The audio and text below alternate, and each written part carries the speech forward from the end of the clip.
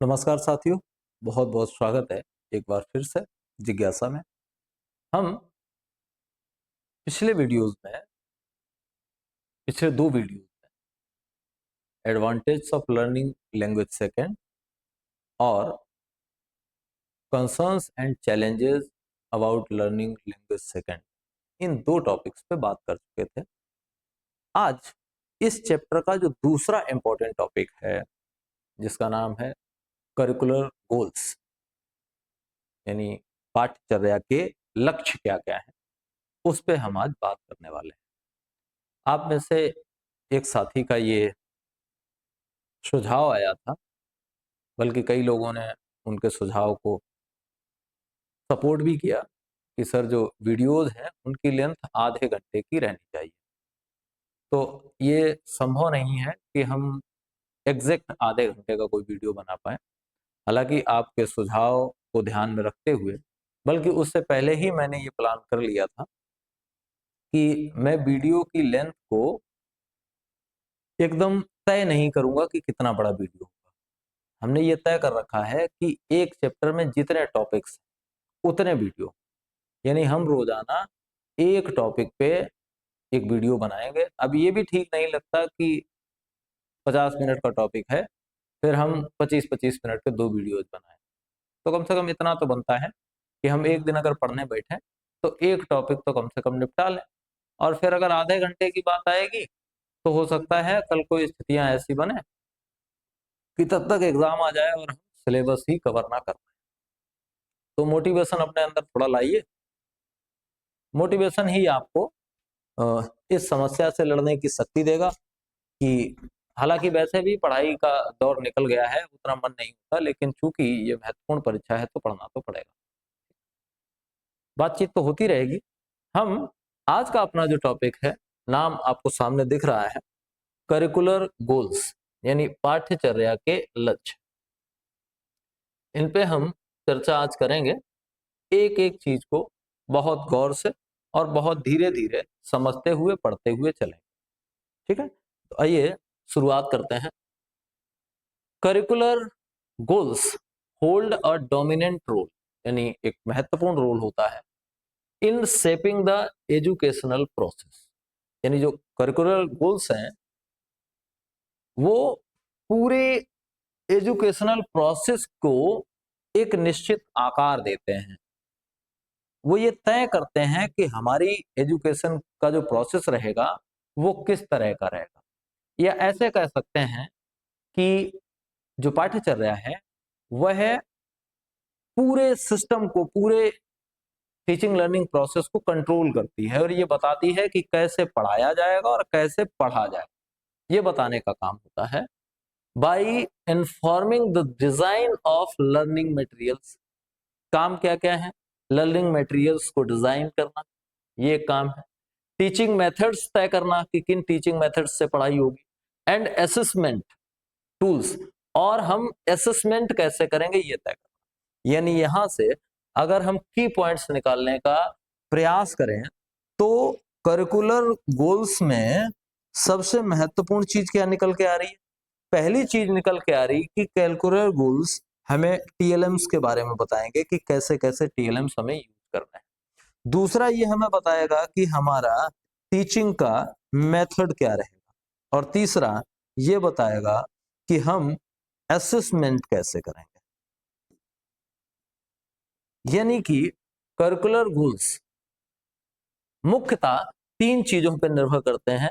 वो ये कि टीचिंग लर्निंग प्रोसेस के दौरान हम टीएलएम्स कौन कौन से यूज कर रहे हैं, हम टीचिंग में किन मेथड्स का उपयोग कर रहे हैं, और हम किस तरह से असेसमेंट कर रहे हैं। ये चीज तय करने का श्रेय जाता है curricular goals. They outline the key learning achievements.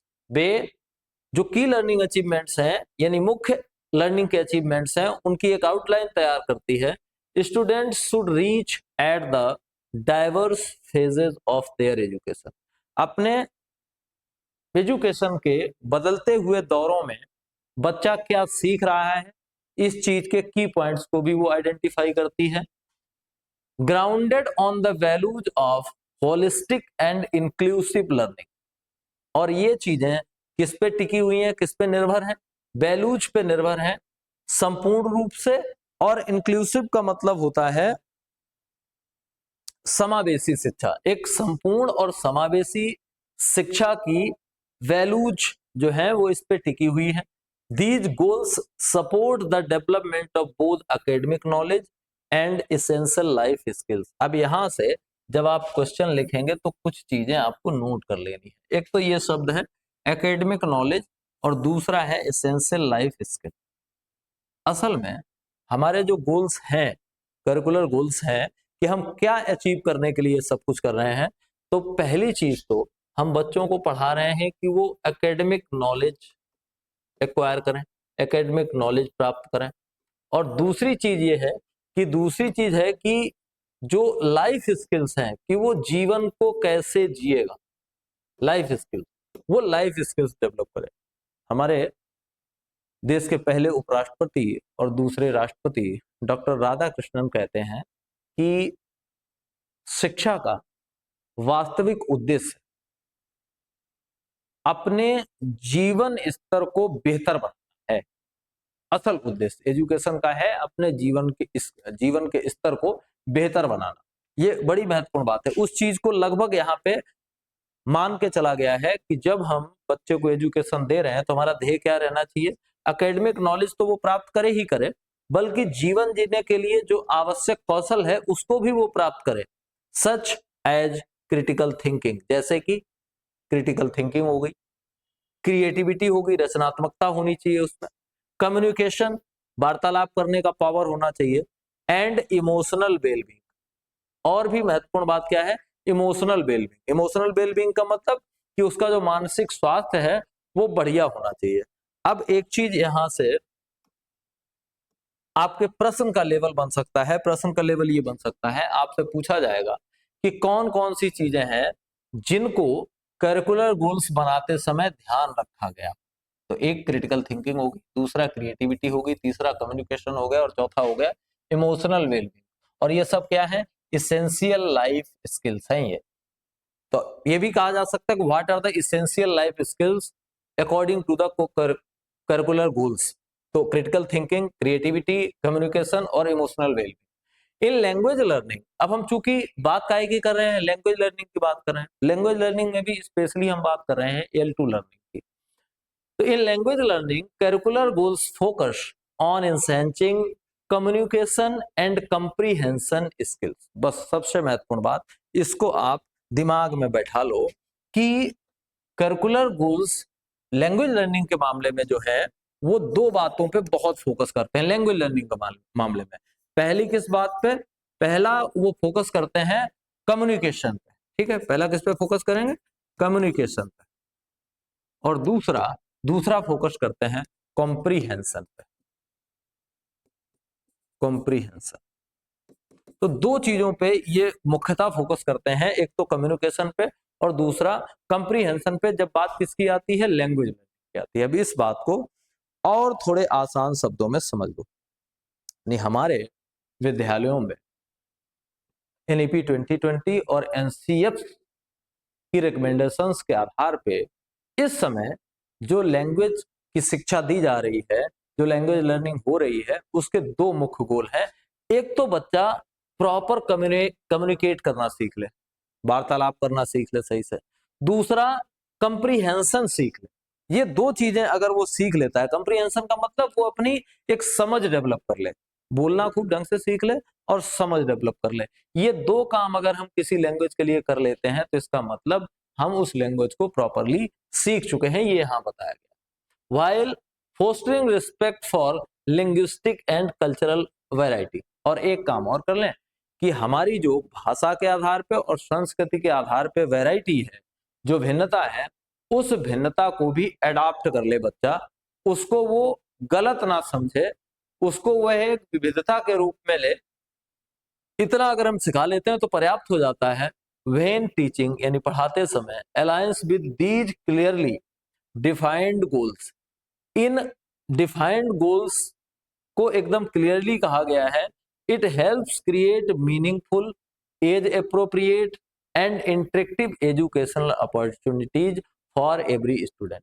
और ये चीजें प्रत्येक बच्चे के लिए एक मीनिंगफुल, एक एज अप्रोप्रिएट और इंटरेक्टिव एजुकेशनल अवसर प्रत्येक बच्चे के लिए प्रदान करते हैं। कुल मिला के अगर इस संपूर्ण पैराग्राफ का जो अभी तक हमने देखा है उसका निचोड़ निकालने का प्रयास करें, इस पूरे का निचोड़ निकालने का प्रयास करें, तो 2-3 बातें यहां से निकल के आती कि करिकुलर गोल्स स्टेब्लिश करते समय यह तय किया गया कि 2 बातों पे बहुत फोकस करना है।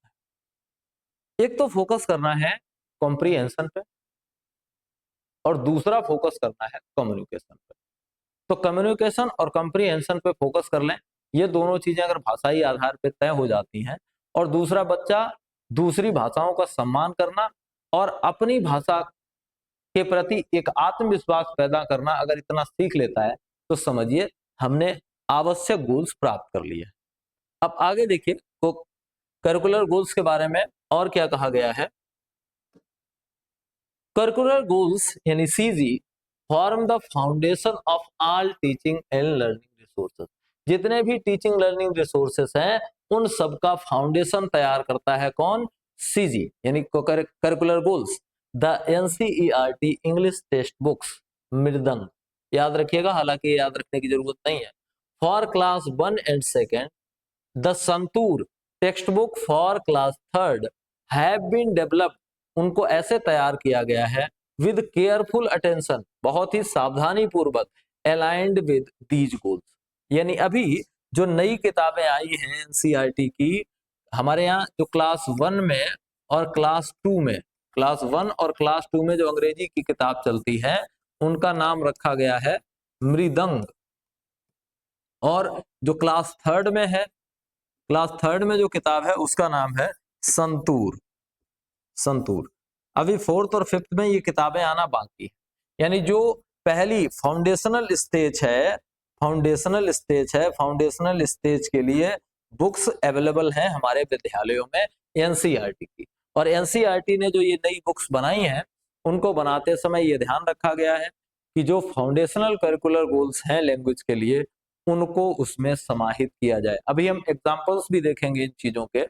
The national curriculum framework for the foundational stage यानी एनसीएफ एफएस पहला वाला 2022 वाला क्लियरली डिफाइंस, यह स्पष्ट रूप से बताता है CG that support language teachers in understanding facilitating, ये टीचर्स को भी ये बताता है कि आप कैसे चीजों को सुगम करेंगे, बच्चों को कैसे करके चीजों को समझाएंगे, ये बात एनसीएफ भी टीचर्स को बताता है।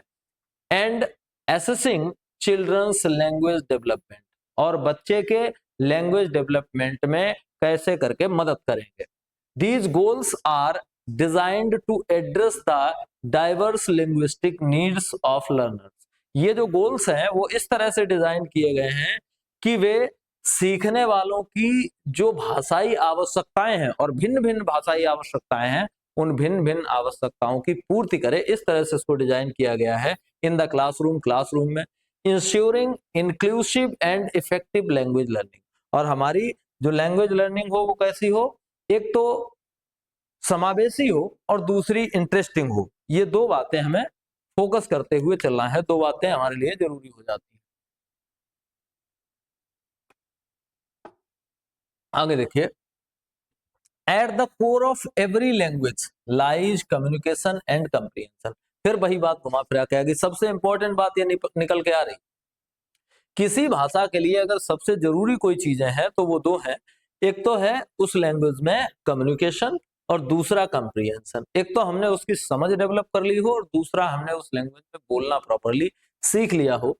A focus that is reinforced in CG1, और इस बात पे बहुत ध्यान दिया गया है CG1 में, करिकुलर गोल्स 1 में, और ये वाली लाइन बड़ी महत्वपूर्ण है क्योंकि ये वहां से ली गई है, ये आपको याद रखनी है। ये वाली लाइन क्या कहती है, यहां से यहां तक देख, sustains effective communication skills for day to day interactions enhancing their oral ability to express ideas. बस ये याद रखना है कि रोजमर्रा का जो उनका वार्तालाप होता है हम लैंग्वेज को इतना स्ट्रॉन्ग कर दें कि उनकी ओरल एबिलिटी इतनी हो जाए कि वे अपने आइडियाज को प्रॉपरली एक्सप्रेस कर सकें। यानी सबसे पहला और महत्वपूर्ण गोल ये है कि बच्चों को इतना सिखा दिया जाए कि उनमें ओरली लैंग्वेज का यूज करने की हिम्मत आ जाए, कॉन्फिडेंस आ जाए और इतनी नॉलेज आ जाए कि वो इसका उपयोग कर सके।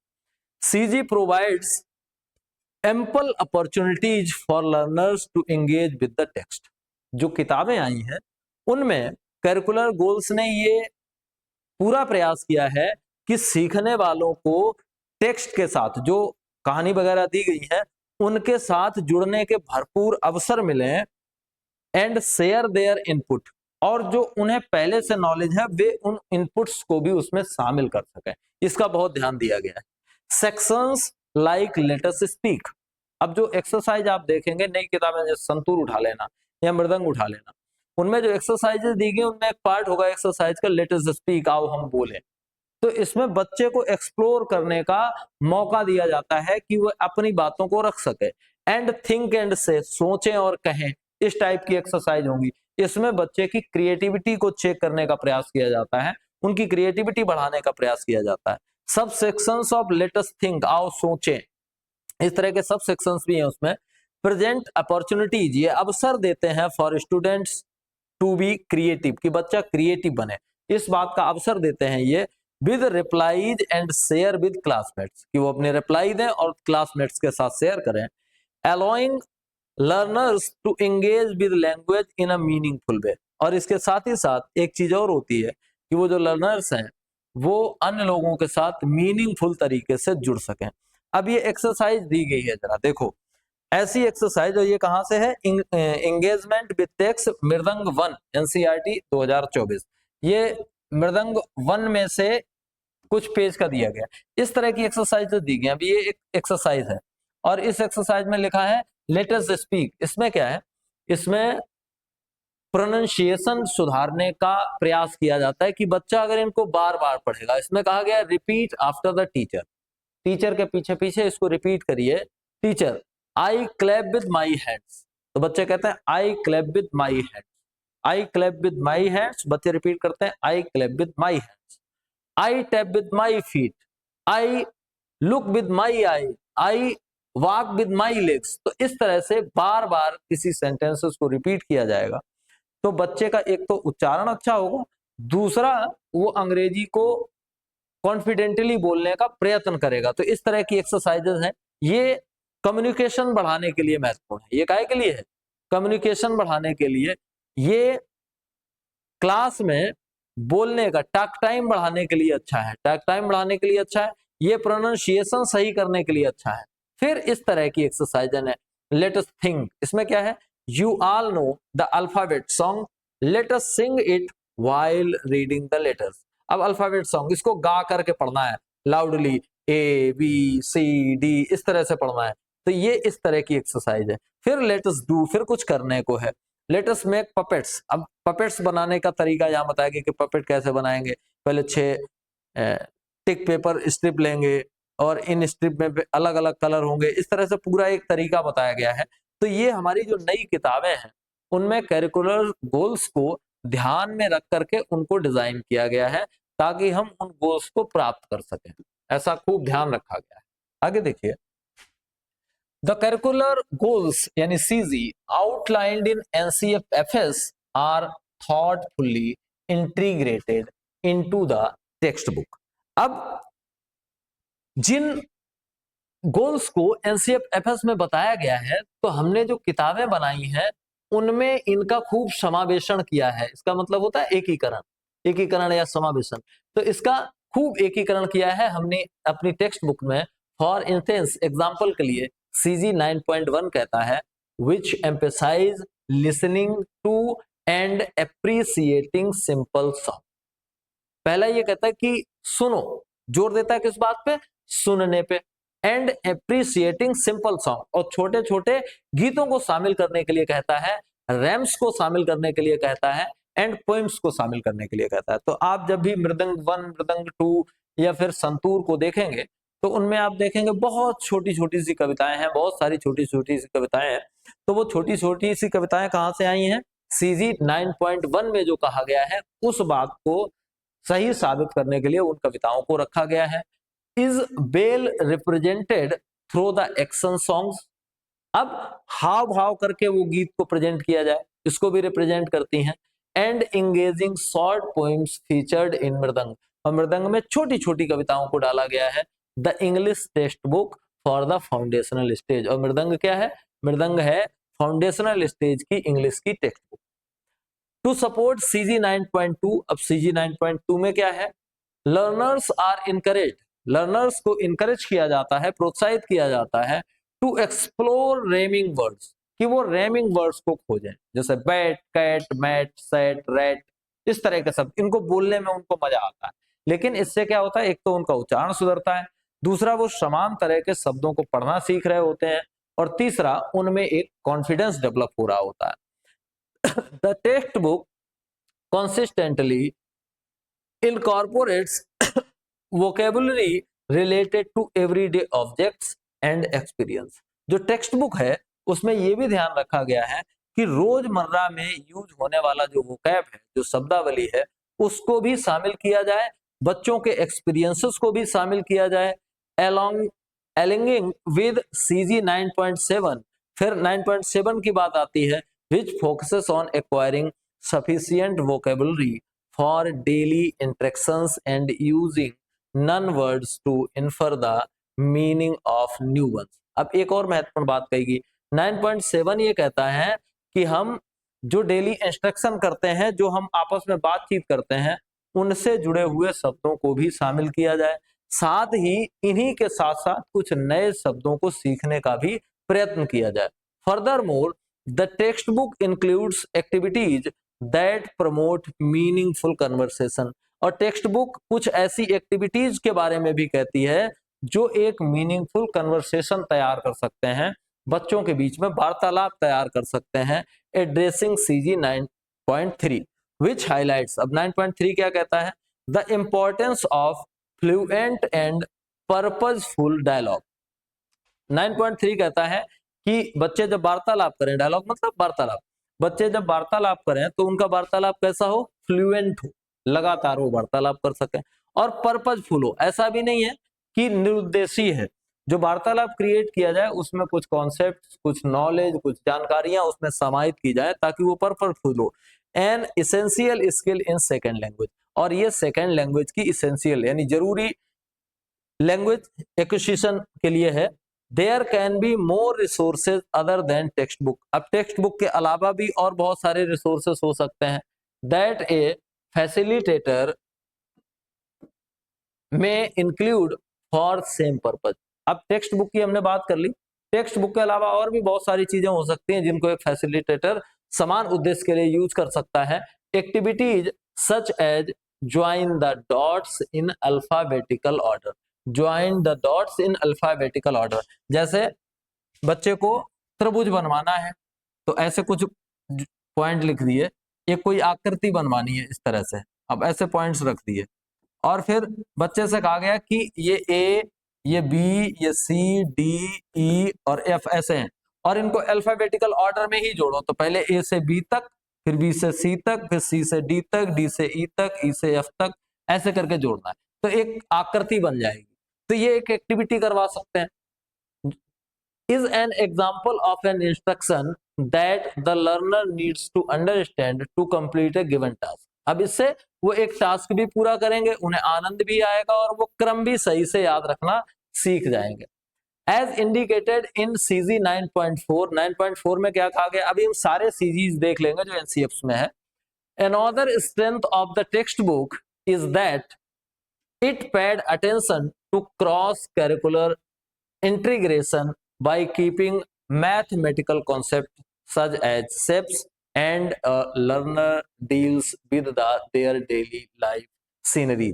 एक और महत्वपूर्ण बात जो इन किताबों में है, 9.4 कहता है कि लैंग्वेज सिखाने के लिए मैथमेटिकल शेप्स का इस्तेमाल किया गया है और ऐसी चीजों का इस्तेमाल किया गया है जिन्हें एक लर्नर अपनी डेली लाइफ में खूब देखता है। अब यहाँ ये चैप्टर 3 दिया गया है, बेस्ट फ्रेंड्स इसका नाम है, और कहाँ से लिया गया है? क्रॉस करिकुलर इंटीग्रेशन है, ये संतूर से है, संतूर मतलब कक्षा 3 की बुक से है। यहाँ पे देखो अलग अलग स्टेप्स को दर्शाया गया है। किताब तो अंग्रेजी की है, टेक्स्ट बुक अंग्रेजी की है, लेकिन अंग्रेजी में ही मैथ के कुछ कॉन्सेप्ट्स को डाला गया है ताकि बच्चा अपने आप को कनेक्टेड फील करे। देयर वर 4 फ्रेंड्स, 4 मित्र थे। एक का नाम सर्किल था, एक का नाम स्क्वायर था, एक का नाम ट्रायंगल था, एक का नाम रेक्टेंगल था। One day there began a fight between the friends, और उनके बीच एक दिन लड़ाई हो गई। Each of them said they were the best, प्रत्येक ने कहा कि वो बढ़िया है। Circle said I am the best, circle ने कहा मैं बढ़िया हूँ। आई एम राउंड, मैं गोल हूँ। एंड ब्यूटीफुल, और सुंदर हूँ। I have no sharp edge, मेरे कोई ऐसे कठोर किनारे नहीं है। तो ऐसे इनके बीच में वार्तालाप एक कहानी के रूप में दिखाया गया। अब बच्चा वो सारी चीजें तो सीखेगा, लैंग्वेज प्रोफिशिएंसी तो उसमें आएगी ही, लेकिन वो एक चीज और सीख गया कि ये वाला जो है इसको सर्कल कहते हैं, एक को रेक्टेंगल कहते हैं, इसको ट्रायंगल कहते हैं, इसको स्क्वायर कहते हैं। वो ये चीजें भी साथ साथ में सीखेगा, जिसको सिखाने के लिए आपको अलग से प्रयास करना पड़ता, और वो अपने आप सीख जाएगा। नीचे और एक बात कही गई है, फोनोलॉजिकल अवेयरनेस यानी ध्वन्यात्मक awareness is the capability to recognise and distinguish between similar sounds and words. अब फोनोलॉजिकल अवेयरनेस ऐसी क्षमता है जो एक ही तरह दिखने वाले साउंडिंग वर्ड्स को अलग अलग कर लेता है। तो ये चीज भी बच्चे में डेवलप होनी चाहिए। Since learners who develop this skill, वे लर्नर जो इस स्किल को डेवलप कर लेते हैं, tend to become more successful readers, वो ज्यादा सक्सेसफुल रीडर बनते हैं। The text book has included carefully designed activities, और इसके लिए ये जो नई किताबें हैं इनमें बहुत सावधानी के साथ कुछ एक्टिविटीज को डिजाइन किया गया है। ठीक है, कुछ एक्टिविटीज को बड़ी आसानी के साथ, बड़ी चतुराई के साथ इसमें डिजाइन किया गया है। आगे देखिए, टू फॉस्टर दिस अवेयरनेस, ठीक, वो पीछे वाली बात, it is essential to encourage and motivate learners to relate with words in a playful manner during the foundational and preparatory stage. Foundational और प्रिपरेटरी स्टेज मतलब आंगनवाड़ी से लेकर के क्लास 5th तक, 5th स्टेज तक क्या होता है? It is essential to encourage, बच्चों को प्रोत्साहित करना बड़ा जरूरी है, एंड मोटिवेट, और उनको मोटिवेट करना भी जरूरी है, to interrelate with words, कि वे वर्ड्स के साथ इंटर रिलेट कर सकें इन अ प्लेफुल मैनर, खेल खेल में, during the foundational and preparatory stage. यानी जो भी उन्हें सिखाना है वो कैसे सिखाना है? प्लेफुल मैनर में सिखाना है, यानी खेल खेल में सिखा देना है। इंश्योरिंग, ये तय करते हुए, that learning remains both fun and effective, कि अध्ययन कैसा रहे, अधिगम कैसा रहे, फन फुल रहे और इफेक्टिव रहे, प्रभावी भी रहे। The purpose of the activities, अब एक्टिविटीज का उद्देश्य क्या है? The purpose of the activities included in the textbooks is to promote conversation। जो एक्टिविटीज का उद्देश्य है वो उद्देश्य है कन्वर्सेशन को बढ़ावा देना, कि कन्वर्सेशन बढ़े, बातचीत बढ़े। अलाउ लर्नर्स टू एक्सप्लोर, जो सीखने वाले बच्चे हैं उनको एक्सप्लोर करने का मौका मिले, रीड पढ़ने का मौका मिले, एंड सिंग गाने का मौका मिले, विद पीर साथियों के साथ, एंड बिल्ड कॉन्फिडेंस, और इससे उनका कॉन्फिडेंस बने, कायमे in speaking, reading, writing English, English को बोलने, लिखने और पढ़ने में उन्हें एक कॉन्फिडेंस तैयार हो पाए। इसके लिए क्या करवाया जाता है? एक्टिविटीज करवाई जाती है। यानी इस पूरी बात को ऐसे समझो कि हम एक्टिविटीज कंडक्ट क्यों करते हैं? एक्टिविटीज कंडक्ट की जाती हैं कि उनका कन्वर्सेशन टाइम बढ़े, वो ज्यादा एक्सप्लोर करें, ज्यादा एक्सप्लोर करेंगे तो ज्यादा कॉन्फिडेंस आएगा, ज्यादा कॉन्फिडेंस आएगा तो उनकी स्पीकिंग, रीडिंग और राइटिंग स्किल्स बढ़िया हो जाएंगी, and helping them gradually to become more independent in using the language. और एक्टिविटीज के थ्रू वो जब सीखते हैं तो धीरे धीरे करके वो सेकेंड लैंग्वेज बोलने में अपने आप को स्वतंत्र महसूस करने लगते हैं। A facilitator must look for resources other than text book. अब जो टीचर है उसको क्या करना है? टेक्स्ट बुक के अतिरिक्त भी कुछ रिसोर्सेज खोजने चाहिए लैंग्वेज सिखाने के लिए, सच एज स्टोरी बुक्स, जैसे कि स्टोरी बुक्स हो गई, पोस्टर्स हो गए, मैगजीन्स हो गई आदि। To provide more and more learning opportunities in classroom spaces. Classroom spaces में इन सब चीजों को क्यों लाया जाए? ताकि बच्चे को पढ़ने का ज्यादा से ज्यादा माहौल मिल पाए। These resources will allow learners to immerse themselves into the world of language. और ये जो रिसोर्सेस हैं वो इतने बेहतर होंगे उन बच्चों के लिए कि वे लैंग्वेज लर्निंग वाले भाग में अपने आप को पूरी तरह से समर्पित कर देंगे और डुबो देंगे। Filled with new possibilities to explore and learn. और इसमें एक्सप्लोर करने की और सीखने की बहुत सारी पॉसिबिलिटीज होंगी। The more they see and use the language. वे भाषा को जितना अधिक सीख देखेंगे और यूज करेंगे, the better it will become, ये उतनी ही बेहतर हो जाएगी। तो लैंग्वेज के बारे में ये बात तो सही है कि आप जितना यूज करते हैं, as more as you use a language it becomes strong. किसी भाषा को आप जितना अधिक यूज करते हैं ये उतनी अधिक मजबूत होती चली जाती है। आपकी अंग्रेजी बहुत अच्छी हो, आप कुछ महीनों के लिए, कुछ वर्षों के लिए उससे संबंध तोड़ दीजिए, आपकी वोकैब बहुत खराब हो जाएगी। तो ये याद रखना। The facilitator needs to understand that language can not be rote memorised. सिखाने वाले को यानी टीचर को ये ध्यान रखना चाहिए कि लैंग्वेज को रोट मेमोराइज्ड नहीं किया जाना चाहिए, मतलब रट्टा नहीं मारना चाहिए। मोर एक्सपोजर टू हियर, सुनने के लिए ज्यादा एक्सपोजर हो, स्पीक बोलने के लिए ज्यादा एक्सपोजर हो, रीड एंड राइट और लिखने के लिए हो in the target language makes the process of acquisition easier for learner and allows the facilitator to observe the progress of the learners। और जब ये माहौल क्रिएट किया जाएगा काहे का, सुनने का, बोलने का, पढ़ने का और लिखने का, इससे फायदा ये होगा कि लर्नर्स का जो प्रोसेस है लर्निंग का वो बहुत ईजियर हो जाएगा, आसान हो जाएगा। और जो फैसिलिटेटर है वो ऑब्जर्व करेगा कि लर्नर्स में लगातार प्रोग्रेस हो रही है। A facilitator must create an encouraging environment. जो टीचर है उसको एक प्रोत्साहित करने वाला एनवायरनमेंट, एक प्रोत्साहित करने वाला पर्यावरण क्रिएट करना पड़ेगा for language learning, language learning के लिए, by creating and using print rich environment. अपना एनवायरनमेंट कैसा कर ले? Print rich. हम लोग इन चीजों पर रोज बात करते रहते हैं। That provides many opportunities for learners to use the language and learn the language. अब जितना प्रिंट रिच एटमॉस्फेयर हमारे आसपास होगा वह सीखने वाले बच्चों को उतना ही अधिक माहौल देगा कि वो अपनी लैंग्वेज प्रैक्टिस को ज्यादा कर पाए। और जब प्रैक्टिस ज्यादा होगी तो उनकी लर्निंग भी बेहतर होगी। There are a few resources that have been developed by NCERT. कुछ रिसोर्सेज हैं जो एनसीईआरटी द्वारा तैयार किए गए हैं, सच एज एनोटेड बिब्लियोग्राफी, फिरकी बच्चों की, ये मैगजीन है फिरकी बच्चों की, वर्खा सीरीज की स्टोरी बुक्स हैं, बिग बुक्स आई हैं, बड़ी बड़ी किताबें आई थी। That can guide the facilitator to plan their instructions as per learning outcome and subsequently achieve the curricular goals. और इन सब का उपयोग करके एक फैसिलिटेटर अच्छे से लैंग्वेज के गोल्स को अचीव कर सकता है। ये गिल्ली डंडा, इस तरह की कुछ बुक्स हैं, चिल्ड्रंस बुक एनसीईआरटी की है, वर्खा सीरीज की ऐसी कुछ किताबें हैं।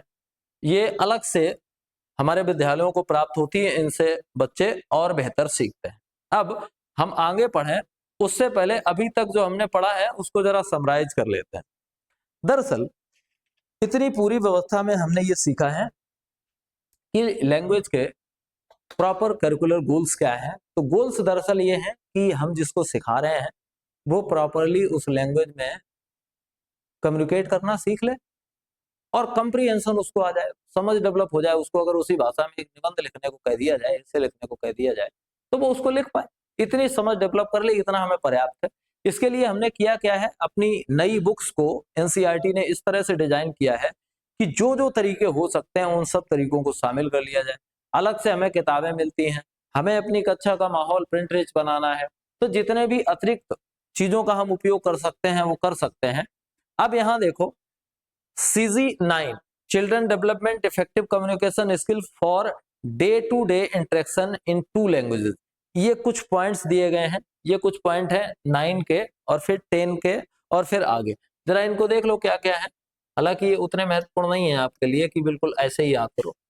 Lessons to and appreciate simple song, rhymes and poems. पहला काम, ये हमारी किताबों में ये सारी बातें अप्लाई की गई हैं, तब जो नई किताबें आई हैं, सुनने पे जोर और छोटे छोटे गीत, कविताएं और पोएम्स पे जोर, ये है हमारी किताब। Create simple songs and poems on their own, खुद ऐसी छोटी छोटी कविताएं और गीत तैयार करिए।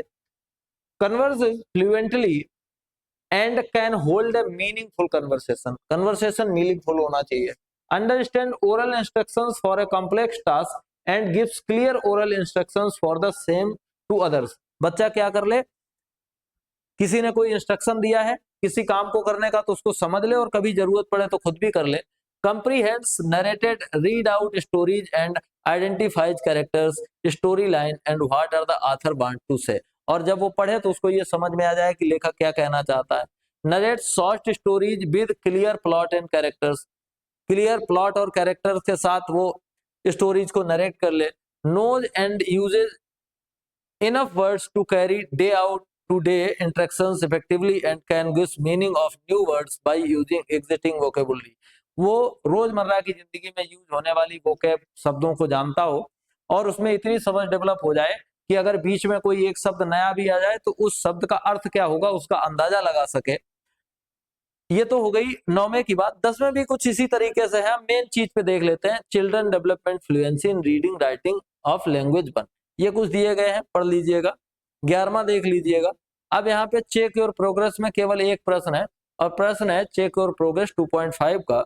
The curricular goals support the development of, यानी करिकुलर गोल्स किसके डेवलपमेंट को सपोर्ट करते हैं, मदर टंग के, सेकेंड लैंग्वेज के, both academic knowledge and essential life skills के, ऑल ऑफ द अबव। अभी हम देख चुके हैं इसी को सपोर्ट करते हैं, एकेडमिक नॉलेज और एसेंशियल लाइफ स्किल्स को ये सपोर्ट करते हैं। दो चीजें जो सीजी से संबंधित हैं वो क्या है, एकेडमिक नॉलेज, एकेडमिक नॉलेज और दूसरा क्या है, एसेंशियल लाइफ स्किल्स।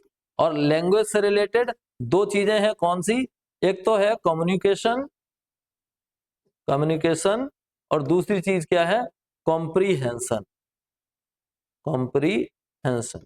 ये दो चीजें लैंग्वेज के लिए और ओवरऑल रीडिंग के लिए या ओवरऑल एजुकेशन के लिए क्या है, एकेडमिक नॉलेज और एसेंशियल लाइफ स्किल। तो हम 2.5 पे पहुंच गए हैं। अगला जो हमारा टॉपिक है 2.5 के बाद वो है competencies and learning outcomes in the context of language second। यानी लैंग्वेज सेकंड के कॉन्टेक्स्ट में आउटकम्स क्या है और कंपेटेंसीज क्या है, इन पे हम अगले लेक्चर में बात करेंगे।